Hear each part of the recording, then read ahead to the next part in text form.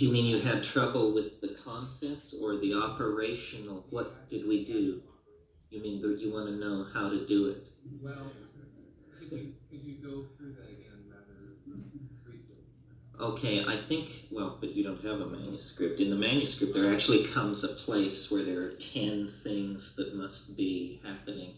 It's basically the notion that if you saturate your body with beta carbolines, and then that you can actually make a sound with your mouth that is a overtonal harmonic of the electron spin resonance of the harmine molecule. Now, we have been subject to endless amounts of vilification and some jeering because of this idea. So let me try and make it seem as credible as possible to you. First of all, when you take something like ayahuasca, hundreds of millions of these molecules flood your body and occupy the bond site wherever it may be. Okay, so then this sound which you generate with this ESR overtonal harmonic, it need only come in contact with a very small population of these molecules. Most of these molecules will be wrongly oriented to the source of the sound and it will have no effect.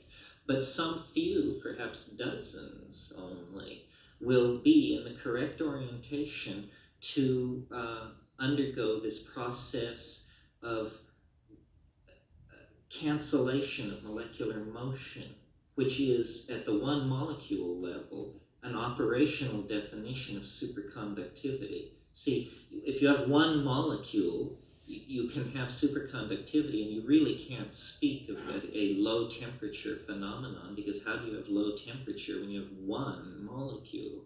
So the notion was then that when this molecule achieves this superconducting state by being audially canceled, that it will bond to anything near it. And some of these will bond into nuclear DNA in neurons. And then there was a whole long period spent figuring out how could, since the synapse of a neuron is far away from the nuclear body, how could these drug compounds, which are active at the synapse, be transported into the region of the nucleus? And then, fortunately, Arnie Mandel and some other people came along with what they called axioplasmic transport, and they proved with radioactive labeling that there was both movement to and from the synapse to the nuclear membrane. So then that was the method of conveyance.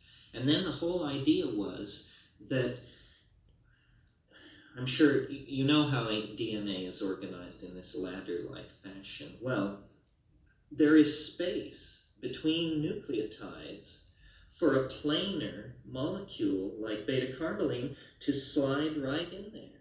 And it will not disrupt the molecule at all.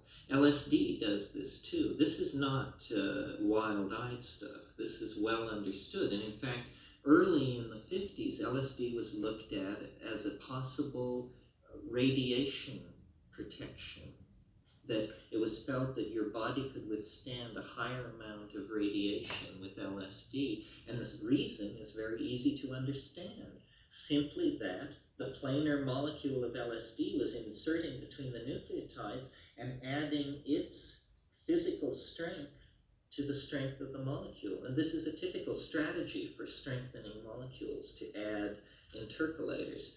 But our idea was that the beta-carboline molecule is basically a pentexyl group with two benzene rings hanging off it like Mickey Mouse ears.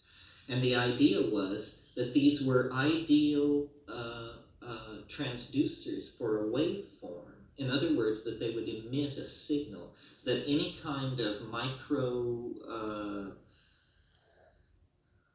microwave or any kind of thermal radiation, anything that was being transduced through the DNA would be radiated off by these harmine molecules.